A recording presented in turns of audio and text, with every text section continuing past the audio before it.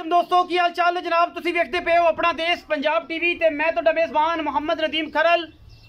सब तो पहले अपने चैनल को करना है सबसक्राइब ते बेल आइकन ते क्लिक करना है एक अच्छी ते बेहतरीन वीडियो दा नोटिफिकेशन हमेशा की तरह वीरां नूं मिलदा रहे, वीर वेखदे रहन। अज अल्लाह दे खास फजल दे नाल चार नीली दी प्योर झोटियां जिन्हां विच एक मीणी है, बाकी जनाब खीरियां ते जनाब दोंदियां झोटियां और एक जनाब प्योर नीली दा खीरा माली लैके हाज़र होए हैं जेड़ा बोला है। और इंशाल्लाह अल्लाह के खास फजल नाल इंशाल्लाह रूह राजी हो जाएगी। बाकी लेने देने हमेशा की तरह मुकद्दर ने। पहले नंबर ते जनाब साढ़े कोल अज असी पहले स्टार्ट जेड़ा है वो माली तो करना है। ये जनाब कट्टा है।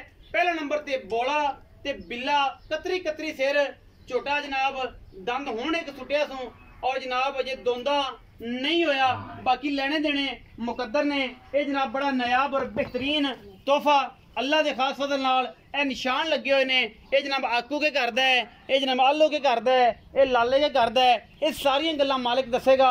मगरों झोटा जरा है चौड़ा किन्ना है, हड्डी मैं झोटे दी माशाल्लाह आंडा फुटवियां पिछले पैर हल्के हल्के चिट्टे और माशाल्लाह बड़ा ही नायाब और बेहतरीन ये जनाब कट्टा है। प्योर नीली बार दा है। हुण जनाब इन्हें एक दंद सुटे है। ये जनाब खीरे तो हुण दो दंद होया है। बाकी माशाल्लाह नायाब और बड़ा ही खूबसूरत ये तोहफा है ये अल्लाह के फजल नाल। बाकी लेने देने मुकद्दर ने। ये पहले नंबर ते जनाब साडे को कट्टा है जनाब एक दंद सटे अजे तक खीरा ही कह सकते हो, दो दंद वाले पासे जे गया ही नहीं। उस तो बाद जनाब साडे कोल एक मीणी जनाब झोटी है माशाल्लाह बिल्ली अख है। मीण ने सिर्फ 2-2 इंच और ये तुहाडे सामने लैके हाजिर होए हैं। बड़ा ही नायाब माशाल्लाह बड़ा बाकमाल जानवर है। ये भी 2 नंबर ते मीणी कट्टी माशाल्लाह बंडा ते वदरा मगरू कट्टी नूं माशाल्लाह बड़ियां आला। ए जनाब तुहाडे सामने ए ने सारियां निशानियां जेड़े ने हवाना चक के सार नाल ला देना है। और माशाल्लाह गुल बड़ा खूबसूरत असील बड़ी एवें जनाब जिवें माशाल्लाह लगे हुए थल्ले जनाब खजूरां दे पौधे और सारा कुछ सामने। ये जनाब मीणी है चंगी लाम वाली और सुथरी जनाब झोटी लेने देने मुकद्दर। बड़ी नायाब झोटी है, बड़ी खानदान वाली झोटी है। झोटी की बुथी कितनी लम्मी है, सफेद चिट्टी अख मथे दलकी जी फुली माशाल्लाह दोंदी है या खीरी होगी। ये जनाब झोटी नंबर 2 है। पहले नंबर ते माली, 2 नंबर ते मीणी झोटी और जनाब उस तो बाद झोटी नंबर 3 ए जनाब आ गई है। झोटी नंबर 3 कैमरे की निगाह दे विच सोहना सिर कतरी कतरी अखा दोवें सावें जवाब मत्थे तो गोली और जनाब बाकी गिठ गिठ पशम झोटी दे उत्ते अल्लाह के फजल नाल ये भी बड़ा नायाब नीली दा तोहफा है। लेने देने मुकद्दर ने। शरत पहले नीली पहले बाकी गल्लां सारियां बाद दे विच। और ये जनाब तोहफे ने नीली बार दे नायाब हीरे तुहाडे वीर दी हमेशा अवलीन तरजीह रहिंदी है कि जनाब असीं नीली बार दे बेहतरीन और नायाब हीरे लैके आइए। ये जनाब 3 नंबर ते जानवर है। ये जनाब झोटी नंबर 2 है। पहले नंबर ते कट्टा है। उस तो बाद झोटी नंबर 3 ते चलना है जी।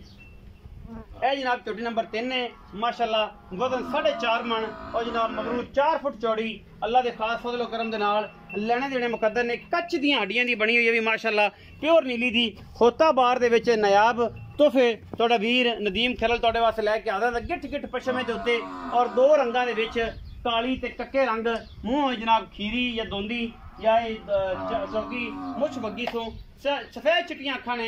अगले पैर माशाल्लाह बड़े खूबसूरत ओनी लम्मी बुथी। ये 3 नंबर ते झोटी आंदी और माशाल्लाह पशम झोटियां उत्ते इन्नी नहीं है कि जनाब बिल्कुल जिवें तला हो गया होंदा है, जोर नाल घाह हो गया होंदा जंगल च। एडी एडी पशम और सील सऊ माशाल्लाह बड़ियां नायाब और बेहतरीन जिन्हां नूं पता ही नहीं कि जनाब असीलां एडियां ने रह रब दे नाल जिथे खलो जांदियां ने कर्म वालियां उत्थे खड़ी रहिंदियां ने। ये नंबर 3 ते आंदी है। नंबर 4 ते जनाब झोटी लैके हाज़र होए हैं जी। ए मेरे कैमरे की निगाह दे विच 4 नंबर झोटी है। मुछ बगी है, बिल्ली अख है, मत्थे ते फुल्ली कतरी कतरी सिर और झोटी की नस्ल जात तुहाडे सामने। ये भी बड़ा नायाब और बेहतरीन तोहफा है। बाकी लेने देने मुकद्दर ने।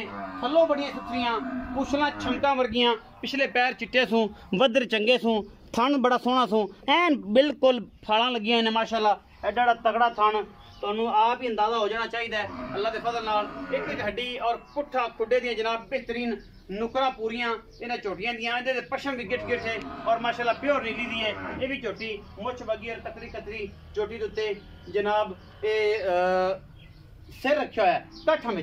4 जानवर ने जी अल्लाह के फजल नाल। मीणी एक बोला कट्टा है विच 3-4 झोटियां ने। आपां भाई रखे नूं पुछांगे की हिसाब किताब है भाई रखे इन्हां दा और की गलबात है उन्हां नूं बुला लेने। आओ जी। ये 4 जानवर ने 4 झोटियां दे कट्टा है जी।